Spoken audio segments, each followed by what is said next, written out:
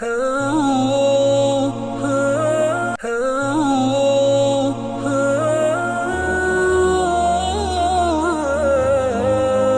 அல்ஹம்துலில்லாஹ் வஸ்ஸலாத்து வஸ்ஸலாமு அலா ரசூலில்லாஹ். அன்பின் பிரே டிவினர்கள், அஸ்ஸலாமு அலைக்கும் வரஹ்மத்துல்லாஹி வபரகாத்துஹு. பிரே டிவி வழங்கும் மனாபில் இஸ்லாம் நிகழ்ச்சியோடாக நாங்கள் இணைந்திருக்கின்றோம். அது அடிப்படையில் இன்றைய எங்களுடைய 292வது தொடரிலே வழமையை போன்று முதலாவதாக புனித மக்கா முக்கர்ரமாவுடைய ஹுத்பாவை மொழிபெயர்க்கின்றோம். ஹுத்பாவை ஹதீப் பந்தர் பலீலா ஹஃபிலஹுல்லாஹ் அவர்கள் இருந்த ஹுத்பாவின் தலைப்பு மார்க்கத்தில் மரணம் வரைக்கும் உறுதியாக நிற்பதற்கான சில உறுதியாக வாழ்வதற்கான சில வழிமுறைகள். அல்லாஹ்வை புகழ்ந்து நபி ஸல்லல்லாஹு அலைஹி வஸல்லம் அவர்கள் ஸலவாத் ஸலாம் சொல்லி தக்வாவை வலியுறுத்தியதன் பின்பு அல்லாஹ்வுடைய அடியார்களை காலங்கள் கடந்து செல்கின்றன. நபி ஸல்லல்லாஹு அலைஹி வஸல்லம் அவர்களுடைய வாழ்க்கையை, அந்த வாழ்க்கையை அடிப்படையாக ஒளியாக கொண்டு முஸ்லிம்களுடைய காலங்கள் சென்று கொண்டே இருக்கிறது. இந்த நேரத்தில் ஃபித்னாக்களும் குழப்பங்களும் பிரச்சனைகளும் சந்தேகங்களும் ஐயங்களும் உலகத்தில் உருவாகி கொண்டே இருக்கின்றன. அனஸ் ரலியல்லாஹு தஆலா சொன்னதாக கியாமத்துடைய நாள் நெருங்கும் போது ஒரு நாள் இன்னும் ஒரு நாளை விட மோசமானதாக இருக்கும். அல்லாஹ்வை நீங்கள் சந்திக்கும் வரைக்கும் புகாரில் இந்த செய்தி பதிவு செய்யப்பட்டிருக்கிறது.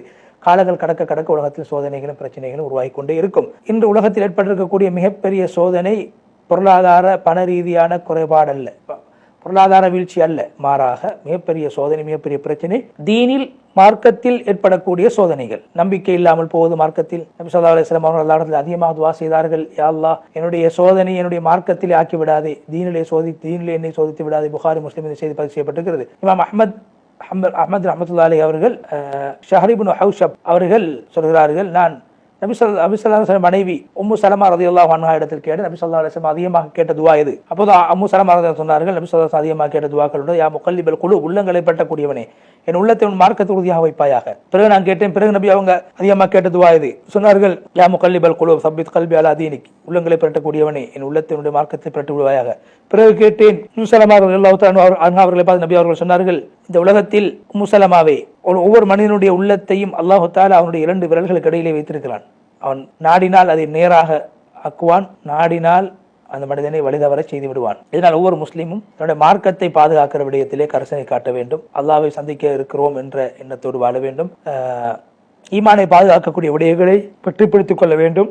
ஏகத்துவத்தை பாதுகாக்கக்கூடிய விடயங்களை கடைபிடித்துக் கொள்ள வேண்டும். இதுக்கெல்லாம் அடிப்படை நபி ஸல்லல்லாஹு அலைஹி வஸல்லம் அவர்கள் கேட்ட துஆ. நபி ஸல்லல்லாஹு அலைஹி வஸல்லம் அவர்கள் அந்த முன்னால் கேட்ட அந்த துஆ, அல்லாஹும்ம யா முகல்லிபல் குலூப் சப்பித் கல்பி அலா தீனிக் என்ற துஆ இதற்கான அடிப்படையாக இருக்கிறது. அல்லாஹ் யாரை மார்க்கத்தில் உறுதியாக்கவில்லை அவர்களுக்கு மார்க்கத்தில் உறுதியாக இருக்க முடியாது.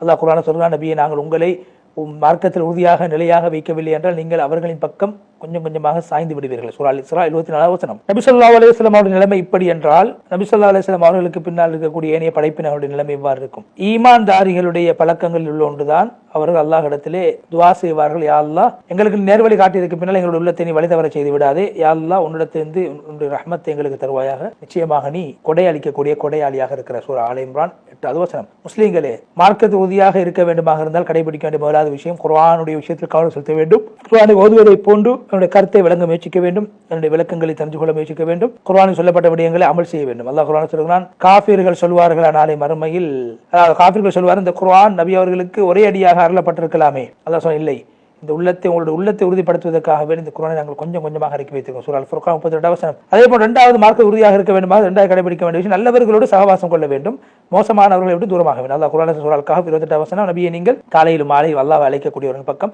அல்லாஹ்வுக்காக என்று அல்லாஹ்விடத்தில் துஆ செய்யக்கூடிய, அல்லாஹ்விடத்தில் இறைஞ்சக்கூடியவர்களோடு நீங்கள் சேர்ந்திருக்க வேண்டும். அவர்களை விட்டு உங்களுடைய பார்வையை நீங்கள் திருப்பக்கூடாது. நீங்கள் உலக இன்பத்தை நீங்கள் எதிர்பார்க்கின்றீர்களா, யாருடைய உள்ளத்தை நாங்கள் எங்களுடைய சிந்தனையை விட்டு பராமுகமாக்கினோம் அவர்களுக்கு நீங்கள் கட்டுப்படக்கூடாது. யார் மன இச்சையை பின்பற்ற அவர்களுக்கு நீங்கள் கட்டுப்படக்கூடாது.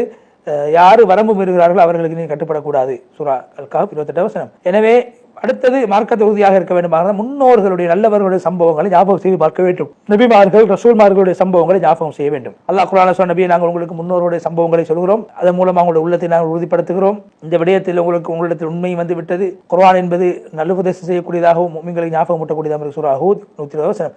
அல்லாஹ்வுடைய அடியார்களே, அடுத்தது மார்க்கத்தை உறுதியாக ஒரு மனிதன் இருக்க வேண்டுமாக இருந்தால் அடுத்த கடைபிடிக்க வேண்டிய விடயம் அல்லாஹ்வுக்கு கட்டுப்பட்டு நடக்க வேண்டும். அல்லாஹ்வுடைய குர்ஆனை பின்பற்ற வேண்டும், குர்ஆனை பற்றி பிடித்துக் கொள்ள வேண்டும், ஒற்றுமையாக செயல்பட வேண்டும், பிரிவினை விட்டும் ஒற்றுமையற்று வாழ்வதை விட்டும் தூரமாக வேண்டும். அல்லாஹ் குர்ஆனில் சொல்கிறான், அல்லாஹ்வுடைய கயிற்றை நீங்கள் பலமாக பற்றி பிடித்துக் கொள்ளுங்கள், பிரிந்துவிட வேண்டாம். அல்லாஹ் உங்களுக்கு செய்திருக்கிற அமத்துக்களை ஞாபகம் செய்து பாருங்கள். நீங்கள் விரோதிகளாக இருந்த போது அல்லாஹ் உங்களுடைய உள்ளத்துக்கு மத்தியில் அன்பை ஏற்படுத்தினான். இப்போது நீங்கள் சகோதரர்களாக நண்பர்களாக மாறிவிட்டீர்கள். நீங்கள் எல்லாம் நரகத்துடைய விளிம்பில் இருந்தீர்கள்.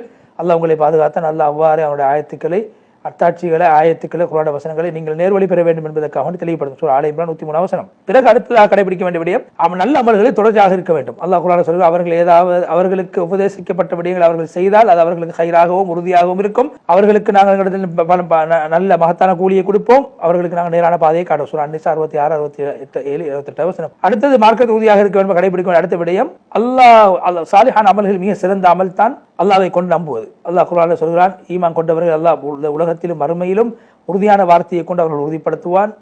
அநியாயக்காரர்கள் அல்லாஹ் வழிதவர செய்து விடுவான். அல்லாஹ் நாடியது செய்வான். சூரா இப்ராஹிம் 27 வசனம். அதே போன்று அல்லாஹ் தஆலா குர்ஆனில் சொல்கிறான், அதே போன்று ஒரு மனிதன் மார்க்கத்தில் உறுதியாக இருக்க வேண்டும் கடைபிடிக்க வேண்டும் சந்தேகத்தை ஏற்படுத்தக்கூடிய சந்தேகமான இடங்களை தவிர்க்க வேண்டும், வீணான சபைகளை தவிர்க்க வேண்டும். அப்போது ஒரு மனிதனுக்கு அவனுடைய மார்க்கம் அவனுக்கு அது நிரந்தரமானதாக ஈடேற்றமானதாக மாறிவிடும். அவனுடைய உள்ரங்கமும் பரிசுத்தமாக ஆகிவிடும். அல்லாஹ் குர்ஆனில் சொல்கிறான், நபியே நீங்கள் எங்களுடைய அத்தாட்சிகளில் யஹூதூன எல்லை கடக்கக்கூடியவர்களை நீங்கள் கண்டால் அவர்களை நீங்கள் கணக்கெடுக்க கூடாது. வரவு மீறக்கூடியவர்களை கண்டால் அவர்கள் வேற பேச்சில் ஈடுபடும் வரைக்கும் அவர்களோடு நீங்கள் சேர்ந்து அமரக்கூடாது. ஷைத்தான் உங்களை அல்லாஹ்வுடைய சிந்தனை விட்டு மறக்கடிக்க செய்து விடுவான். இப்படியான விடயங்களை நீங்கள் கேட்டதுக்கு பின்னால் அப்படியான அநியாயக்காரர்களோடு நீங்கள் சேரக்கூடாது. சூரா அன்-அன்ஆம் 68 வசனம். அதே போல அல்லாஹ் குர்ஆனில் சொல்கிறான், நபியை நாங்கள் உங்களுக்கு இந்த குர்ஆனில் இறக்கி வைத்திருக்கிறோம். அல்லாஹ்வுடைய அத்தாட்சி யாராவது பரிகாசமாக நிராகரிக்கக்கூடியதாக நீங்கள் கண்டால் அவர்களோடு நீங்கள் அமரக்கூடாது. அவர்கள் வேற பேச்சில் ஈடுபடும் வரைக்கும்.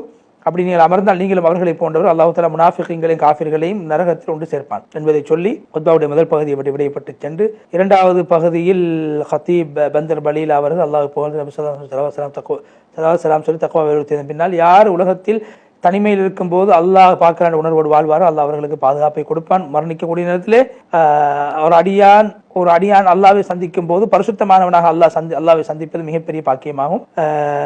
படிப்பினை பெற வேண்டிய விடயம் ஆரம்பத்தில் ஏற்படக்கூடிய குறைகள் அல்ல, முடிவுகள் பூர்த்தியானதாக இருக்க வேண்டும். பூர்த்தி என்றால் என்ன? ஒரு மனிதன் ஏகத்துவத்தோடு உண்மையான முஸ்லீமாக மரணிப்பதாகும். அல்லாஹ்வை பயந்து கொள்ளுங்கள். குர்ஆனை பற்றி பிடிக்கக்கூடிய விடயத்தில், சுன்னாவை பற்றி பிடிக்கக்கூடிய விடயத்தில், முன்னோர்கள் வாழ்ந்த பிரகாரம் வாழும் விடயத்திலே சொன்னார்கள், நீங்கள் என்னுடைய சுன்னத்தையும் குலஃபாக்களுடைய சுன்னத்தையும் பற்றி பிடித்துக் கொள்ளுங்கள். அவையில் நீங்கள் உறுதியாக கடைவாய்ப்பற்கள் பற்றி பிடித்துக் கொள்ளுங்கள். மார்க்கத்தில் புதிதாக விடயங்களை உருவாக்குவதை விட்டு உங்களை நான் எச்சரிக்கின்றேன். ஒவ்வொரு புதிதாக உருவாக்கப்பட்ட விடயங்கள் வழிகேடாகும். பிறகு நீங்கள் அனைவரும் பொறுமையாக இருக்க வேண்டும்.